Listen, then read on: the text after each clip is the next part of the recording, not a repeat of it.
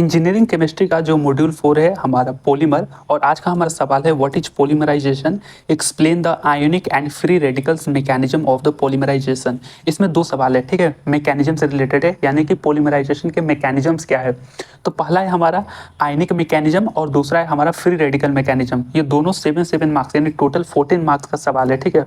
तो हो सकता है ऐसे पूछ दे, illustrate the free radical mechanism 7 marks, illustrate the ionic mechanism 7 marks, क्योंकि इसमें ज़्यादातर आपको रिएक्शंस ध्यान में रखने होंगे कि रिएक्शन बन कैसे रहे हैं, ठीक है, तो उसको याद करना पड़ेगा। तो चलिए पॉलीमराइजेशन का देखते हैं, फिर आते हैं हम फ्री रेडिकल पॉलीमराइजेशन पे या उसके मैकेनिज्म पे, ठीक है। पॉलीमराइजेशन क्या है? The polymers are formed from thousand of small repeating molecule units, molecular units called monomer. तो ये बहुत ही सिंपल है ना कि पॉलीमर बनते हैं बहुत सारे स्मॉल रिपीटिंग मोलिकुलर यूनिट्स जो मोनोमर के मिलने से बनते हैं, ठीक है। So the process of formation of polymer called polymerization. Polymerization समझ में आ गया ना कि पॉलीमर बन कैसे रहा है, उसकी प्रोसेस क्या है। तो यहाँ पे एग्जांपल देखिए, फॉर्मेशन ऑफ पॉलीइथाइलिन। पॉलीइथाइलिन क्या है? आपका एक पॉलीमर है जहाँ जो बन रहा है मोनोमर इथाइलिन से। तो इथाइलिन को सिंपली ये रहा CH2 double bond CH2 ethylene, या इसको इथीन भी बोलते हैं। और जिसका पॉलीमराइजेशन हुआ तो ये पॉलीथीन बन गया, पॉलीइथाइलिन भी बोल सकते हो आप। CH2 सिंगल बॉन्ड और एन नंबर ऑफ ऐसा एक चेन बन गया। तो ये बनता कैसे है? अच्छा, सवाल को घुमाकर भी पूछ देगा कि what is polymerization, how polymers are formed, ठीक है। तो दो इंपॉर्टेंट थे। तो देखते हैं, पहला है हमारा फ्री रेडिकल पॉलीमराइजेशन या फिर फ्री रेडिकल मैकेनिज्म। वैसे मैकेनिज्म वो वर्ड ज़्यादा यूज करें, फ्री रेडिकल मैकेनिज्म बोल सकते हो आप। तो देखिए फ्री रेडिकल मैकेनिज्म हो है क्या, तो सिंपली मैं पढ़ते जाता हूँ। It is a type of addition polymerization. Free radical mechanism में it is a type of addition polymerization where free radicals, free radical किसको बोलते हैं? वैसे a species with unpaired electron, जिसके पास अनपेयर इलेक्ट्रॉन हो। ऐसे स्पीसीज जिसके पास अगर अनपेयर इलेक्ट्रॉन हो उसको हम फ्री रेडिकल बोलते हैं। Initiate and propagate the polymer chain. ये वर्ड का मतलब समझिए, यहाँ पर जो मोनोमर था हमारा, जैसे कि मान के चलो ये इथाइलिन हो गया, इथाइलिन हो गया, तो इसको बनाएंगे कैसे? फ्री रेडिकल पॉलीमराइजेशन के तहत। तो सबसे पहले यहाँ पर हम एक फ्री रेडिकल कैटलिस्ट का यूज करेंगे। क्या? ध्यान से समझिएगा, ये जो हमारा इथाइलिन है ना, इसको पॉलीइथाइलिन बनाने के लिए हमें यहाँ पे फ्री रेडिकल एक कैटलिस्ट का यूज करेंगे। फ्री रेडिकल यानी वैसे स्पीसीज से अटैक करवाएंगे इस मोनोमर पर जिसके पास अनपेयर्ड इलेक्ट्रॉन होते हैं। अब देखिए, कोई भी आपका जो मैकेनिज्म है पॉलीमराइजेशन का वो 3 स्टेप में होता है, चाहे आपका आयनिक पॉलीमराइजेशन हो या फिर आयनिक मैकेनिज्म हो या फिर फ्री रेडिकल मैकेनिज्म हो। उसके 3 ही स्टेजेस होते हैं। पहला आपका चेन इनिशिएशन, दूसरा आपका चेन प्रोपोगेशन और तीसरा है आपका चेन टर्मिनेशन। तो देखिए चेन इनिशिएशन में होता क्या है? चेन इनिशिएशन में सबसे पहले मैंने बताया कि जो फ्री रेडिकल मैकेनिज्म है इसमें हमें फ्री रेडिकल स्पीसीज चाहिए एक, ठीक है। तो it involves 2 step chain initiation में। पहले हमें क्या चाहिए? In first step free radicals are generated. Free radical हम जनरेट कराएंगे यूजिंग एन इनिशिएटर। इनिशिएटर को आप एक कैटलिस्ट की तरह भी बोल सकते हो। जो हमारा कैटलिस्ट क्या है? बेंजोइल पेरोक्साइड, ठीक है। बेंजोइल पेरोक्साइड से हमें सबसे पहले फ्री रेडिकल चाहिए। उस फ्री रेडिकल को स्टेप 2 में हम मोनोमर से अटैक करवाएंगे। कैसे करेंगे? देखिए, जब ये बेंजोइल पेरोक्साइड का स्ट्रक्चर ध्यान में रख लेंगे ना, C6H5 फिर सिंगल बॉन्ड, फिर C डबल बॉन्ड ऊपर O, फिर सिंगल बॉन्ड O। अब इसी का फोटो कॉपी यहाँ पर ले लें तो इस तरीके से याद रख पाएंगे। बेंजोइल पेरोक्साइड का स्ट्रक्चर ये है। इसको जब हीट करेंगे तो यहाँ पे देखिए फिनाइल फ्री रेडिकल हमारा बन गया 2C6H5। फ्री रेडिकल को डिनोट करते जो स्पीसीज होता है ना, मैंने बताया कि उसके पास अनपेयर्ड इलेक्ट्रॉन्स होते हैं, तो उसको ऊपर एक बोल्ड डॉट से डिनोट करते हैं। तो ये फ्री रेडिकल बन गया। और ये 2CO2, इसका तो कोई काम नहीं है, लेकिन फ्री रेडिकल का काम है। स्टेप 2 में क्या करेंगे? सेकेंड स्टेप में ये जो फ्री रेडिकल है ना, this free radical attack the monomer molecule. हमने यहाँ पे एग्जाम्पल में इथीन लिया है, चाहे आप इथाइलिन भी बोल सकते हो। हालांकि विनाइल क्लोराइड बहुत सारे एग्जांपल्स बुक में है, आप उसको भी देख सकते हैं, लेकिन खैर नोट से तो आप इसी को ही देखेंगे। तो यहाँ पे देखिए इथीन है, इसमें हम जो है हमारा मोनोमर बोल रहा हूँ, जो हमारा फ्री रेडिकल था फिनाइल फ्री रेडिकल, इसे हम अटैक करवाएंगे। The monomer molecule attacks the monomer molecule and चैनिंग is started. और यहाँ से आपकी चैनिंग स्टार्ट हो गई। तो सबसे पहले ये फ्री रेडिकल बन गया ना हमारा, जब इसको अटैक करवाया मोनोमर से, ठीक है। तो ये रिएक्शन किस तरीके से है आप ध्यान में रखना। C6H5 सिंगल बॉन्ड के साथ CH2, सिंगल बॉन्ड CH2 के ऊपर ये रेडिकल यहाँ पे स्विच कर गया, ठीक है ना। अब देखिए इसको लिख कर 1-2 बार कर लोगे ना तो ध्यान में रहेगा। अब इसके रीजन क्या है ना, वो खुद में एक 12th का डिटेल टॉपिक है, तो उस पर ज़्यादा डिटेल में नहीं जाते हैं। अब देखिए चेन प्रोपोगेशन, ये दूसरा स्टेप में क्या बोला जा रहा है कि जब ये फ्री रेडिकल जब हमारा बन गया, अब इससे हम मोनोमर जनरेट करवाएंगे। तो चैन प्रोपोगेशन में ना, प्रोपोगेशन वर्ड का मतलब होता है ग्रो करवाना। तो वंस, ये देखिए वंस है, once the free radical formed then we use more monomer units, it increases the chain length.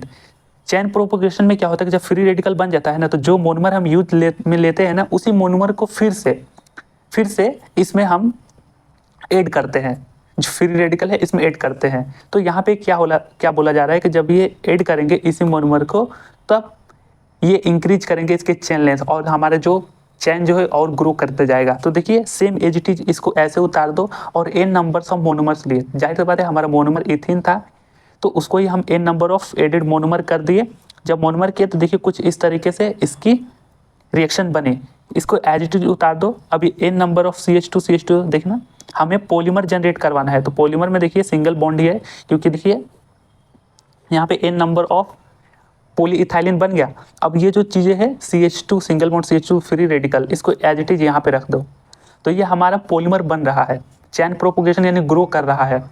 हमारा जो पॉलीमर है पॉलीइथाइलिन का, क्योंकि हमने इथिन से पॉलीइथाइलिन बनाया ना, तो पॉलीइथाइलिन का जो ये पॉलीमर है ये ग्रो कर रहा है, ग्रो कर रहा है, ग्रो कर रहा है, ग्रो कर रहा है। देखिए दिस चैन ग्रोज रैपिडली, यानी कंटिन्यूअसली ग्रो करता रहेगा till we keep added monomer. जब तक हम मोनोमर को ऐड करते जाएंगे इस तरीके से देखिए पॉलीमर का हमारा चैन बनता जाएगा। तो चैन प्रोपोगेशन आपने समझ लिया। तीसरा हमारा है, यहाँ पे है एक सेकेंड, तीसरा हमारा है चेन टर्मिनेशन। टर्मिनेशन मतलब रोकना। जब पॉलीमर बन रहा है आपका पॉलीइथाइलिन का, तो उसको रोकेंगे कैसे? तो फॉर स्टॉपिंग पॉलीमर, जो कि फ्री रेडिकल मैकेनिज्म में बता रहा है, for stopping polymer chain growth, मतलब कि चैन टर्मिनेशन का यहाँ पे मतलब बता रहा है for stopping polymer chain growth it is terminated by following reaction. तो चैन टर्मिनेट करने के लिए दो रिएक्शन इंपॉर्टेंट है, आप यहाँ पे ध्यान में रखना। बाय कॉम्बिनेशन, इसमें क्या होगा ना कि when two growing free radicals combines the chain growth terminated. यहाँ पे देखना हमने जो फ्री रेडिकल बनाए थे ना, और फिर उसमें मोनोमर ऐड करते गए, उसके बाद इसको रोकने के लिए क्या बोला जा रहा है कि जब कोई भी दो, ठीक है, कोई भी दो ग्रोइंग रेडिकल, फ्री रेडिकल, क्योंकि जाहिर सी बात है इस केस में यहाँ पे आपका तो ग्रो होते जा रहा है।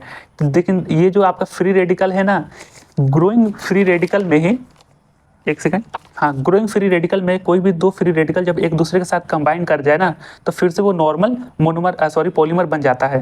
तो इस तरीके से देखिए C6H5 तो एच रहेगा। CH2 जब ये दोनों कंबाइन करे, देखिए मैंने यहाँ पे कंबाइन करा है +8 दे करके, तो जब ये दोनों कंबाइन किए तो नॉर्मल CH2 हो जाएगा, फिर ये CH2, फिर ये C6H5। एक बार लिख के प्रैक्टिस कर लो तो याद रहेगा।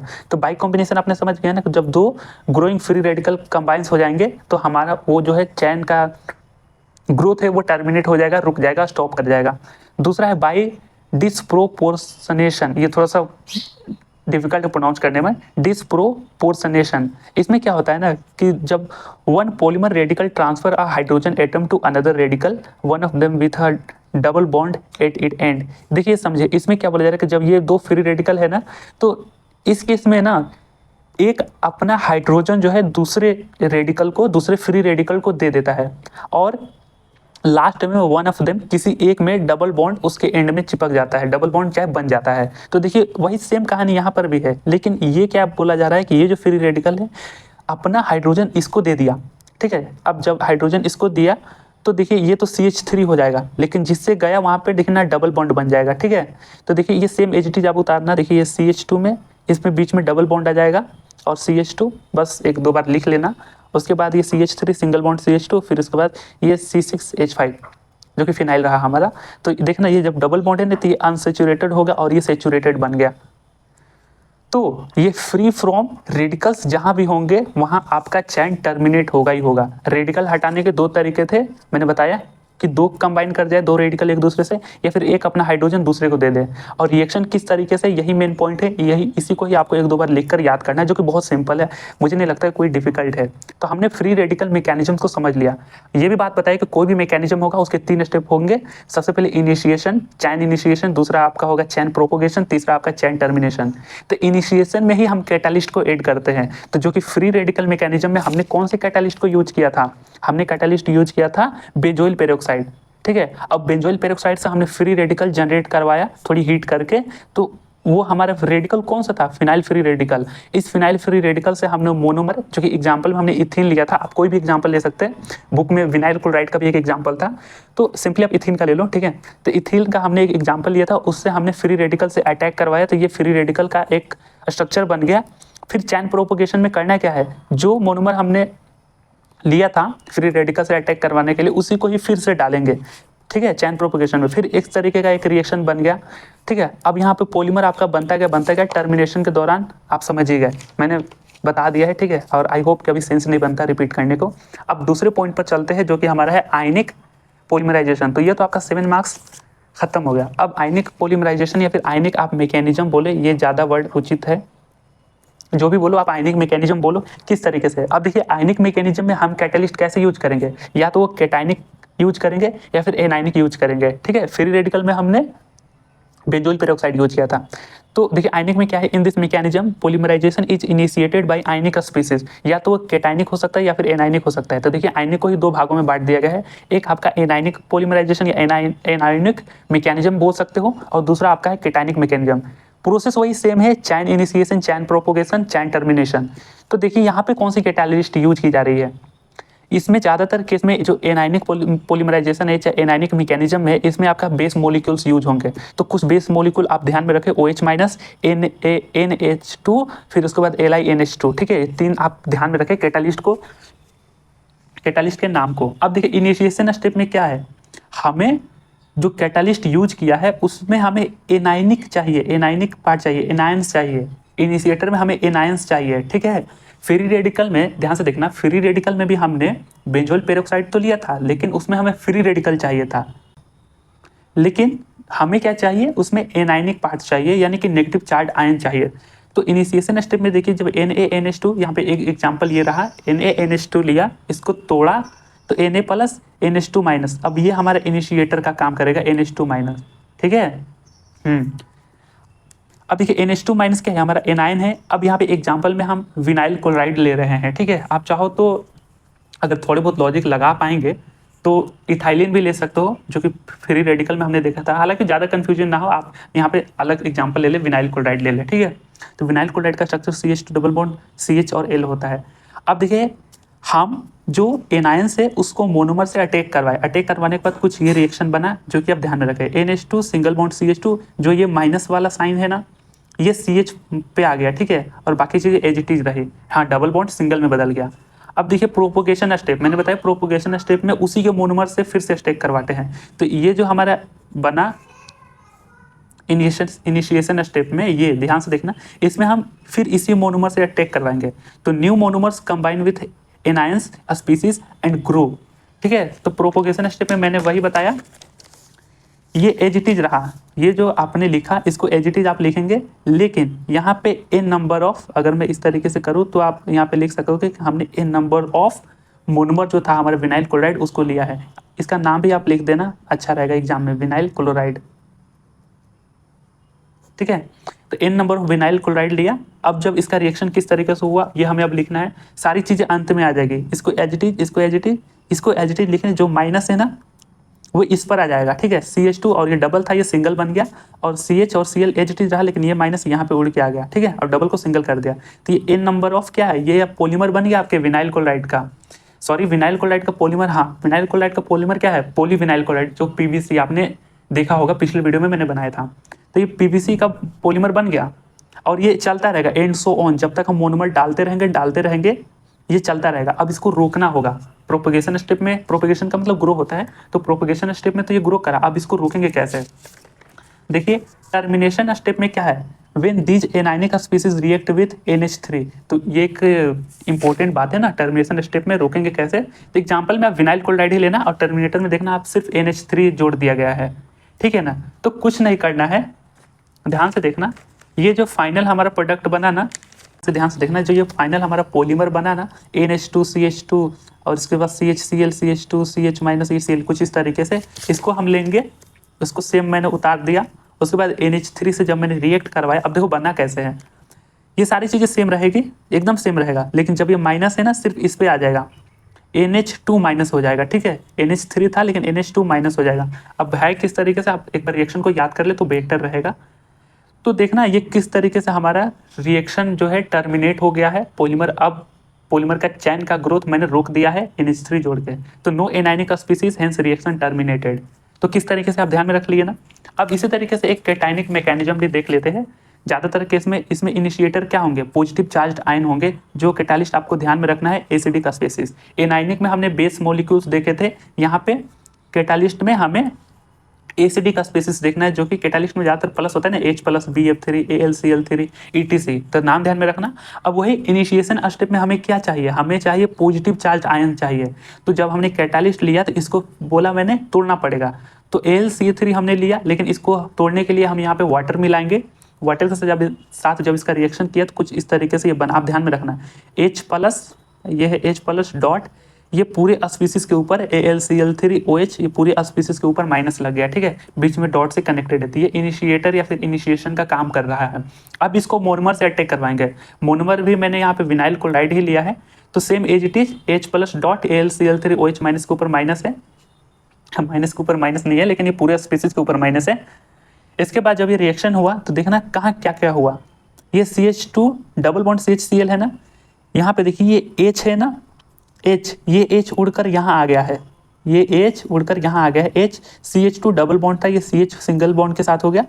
उसके बाद CH के ऊपर प्लस डाल दो, फिर नीचे Cl, फिर डॉट। अब ये सेम चीज़ें यहाँ से चिपक गई, ठीक है। चीज़ें किस तरीके से हुई एक दो बार लिखने से ही आपको पता चलेगा, ठीक है। तो रिएक्शन को याद रख लेना। प्रोपोगेशन स्टेप में फिर वही, जब ये हमारा प्रोडक्ट बना, ये जब ये इनिशिएटर बन के हमारा फाइनल ये आया, फिर इसमें हम विनाइल क्लोराइड ही डालेंगे प्रोपोगेशन यानी ग्रो करवाने के लिए। तो new monomers added cationic species, ये जो हमारा केटाइनिक स्पीसीज बना to grow its chain length, आप जो भी लिखे। तो देखिए किस तरीके से है, इसको सेम एज इट इज उतारो जो यहाँ पर हमने बनाया। अब यहाँ पे देखना n नंबर ऑफ, आप चाहो तो इस तरीके से लिख सकते हो, n नंबर ऑफ हमने विनाइल क्लोराइड हमने लिया। जब इसका रिएक्शन करवाए, देखिए किस तरीके से चीज़ें हुई।